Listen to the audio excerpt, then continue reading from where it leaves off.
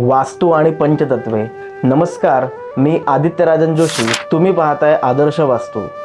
पंचतत्व थिअरीनुसार आपण आपलं जीवन कसं सकारात्मक बनवू शकतो हे आज आपण पाहणार आहोत।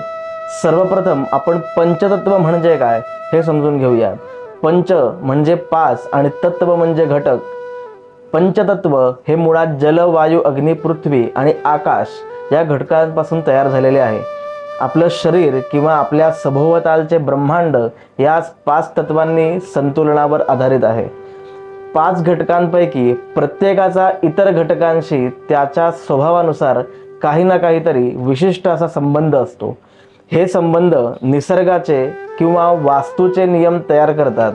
जर हे घटक तुमच्या घरात संतुलित असतील तर ते तुम्हाला उत्तम संधी उपलब्ध करून देतील। उदाहरणार्थ, जेव्हा पाणी संतुलित असते तेव्हा उत्तम प्रतिकारक शक्ती, धन, वैभव आपल्याला प्रदान करते। जर पृथ्वी संतुलित असेल तर पती पत्नींच्या नात्यामध्ये आणि करिअरमध्ये उत्तम स्थिरता लाभते। याच पाच घटकातील कोणताही घटक जर असंतुलित असेल तर त्याचे थेट परिणाम आपल्या वास्तूवर किंवा आपल्या वास्तूमध्ये राहणाऱ्या लोकांवर दिसू लागतात।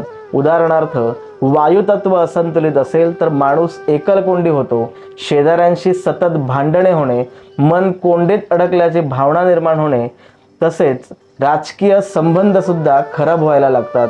अग्नी तत्व असंतुलित असेल तर तेथे अपघात, चोरी, बदनामी यासारख्या समस्या उद्भवू शकतात।